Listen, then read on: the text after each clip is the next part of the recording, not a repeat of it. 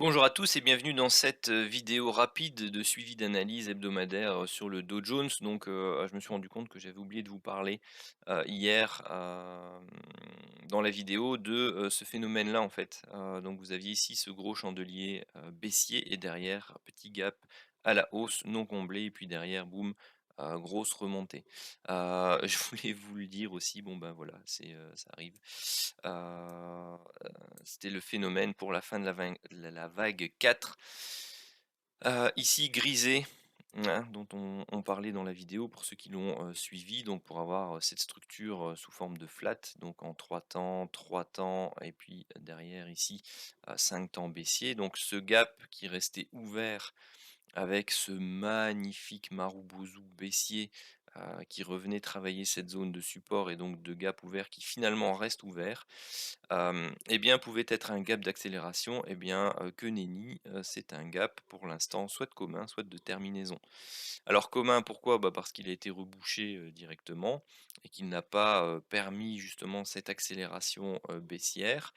Hem ou de terminaison. Pourquoi? Parce que, eh bien, tout simplement, vous pouvez avoir ici une figure en, double enfin pardon, pas en double bottom, mais en V bottom, donc sur les unités de temps inférieures, c'est déjà le cas. Mais, ce qui est important, c'est que vous avez ici, le contre-pied total. C'est-à-dire que vous avez un Marubozu, dans l'autre sens, qui a laissé un gap ouvert qui n'est pas petit, hein. Vous avez un gap, des 300 au 475, donc de plus de 175 points ici. On maintient du coup la zone de support et donc la ligne de coup dont je vous parlais de ce potentiel double top en Adam et Eve. Donc c'est pour ça que je vous disais de faire attention parce que certains l'auront shorté et puis derrière on se fait avoir. C'est aussi un peu la raison pour laquelle vous avez une remontée aussi forte, c'est-à-dire que toutes les personnes qui étaient à la vente ici suite à la cassure de cette zone de support de figure chartiste, eh bien, ont également débouclé ou se sont fait stopper et donc vous avez eu cette remontée, fulgurante qui est venue combler le gap, qui était resté ouvert ici. Donc on a quand même une reprise de plus de, 33 000, enfin non, je ne sais pas si on sait le mesurer ici, mais soit, 33 300 à, 33 000, on va dire 900, donc vous avez plus de, 600 points ici sur le cash et bien plus sur le CFD, hein, puisque le CFD est allé rechercher les 33 000 ici et ensuite derrière a tout remonté. Donc sur le CFD, vous avez quasi 900 points de repris, directement.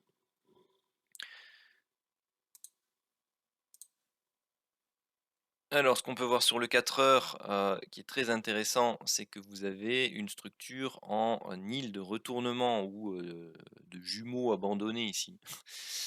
Pourquoi? Parce que généralement, il y a un seul chandelier et on appelle ça un bébé abandonné.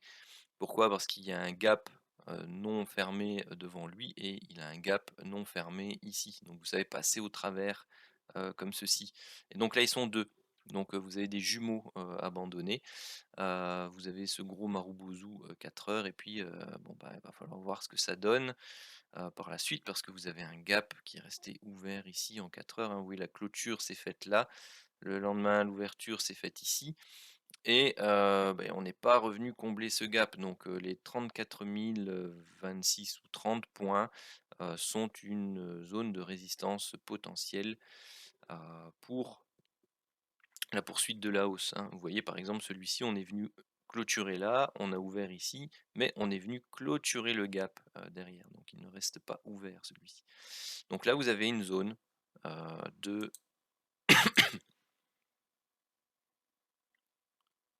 s'il veut bien, une zone de résistance potentielle sur laquelle, vous voyez, on bloque, hein, déjà, hein. Donc hâte de voir cette ouverture. Bien entendu, vous avez la possibilité non, finalement, c'est pas ça que je veux.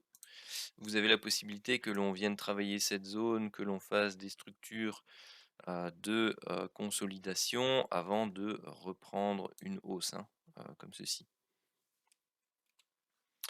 Donc si on va voir sur l'horaire, vous avez effectivement cette figure, ouais, qui correspond plus à une figure de type,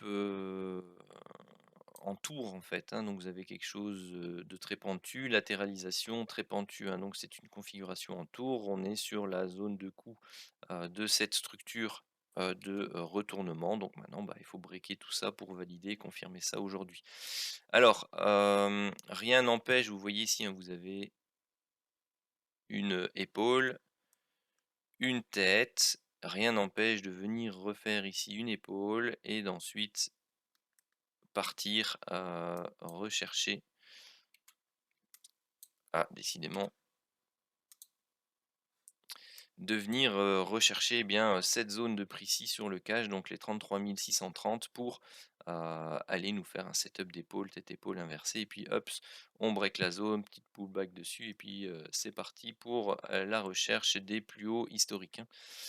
Moi ça me plairait bien ça de pouvoir, rentrer ici à bon prix, à ce niveau-là. Ce serait fort sympathique si, monsieur le Dow Jones pouvait, nous accorder, ce petit retracement. Ce petit retracement-ci. Sur le cache, si on va voir retracement Fibonacci, ici on serait sur quel niveau?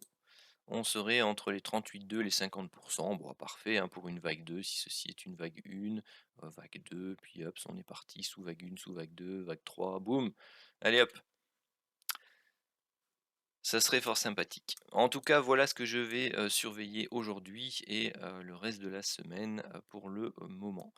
Alors au niveau des, setups, enfin ou des poursuites baissières possibles, hem,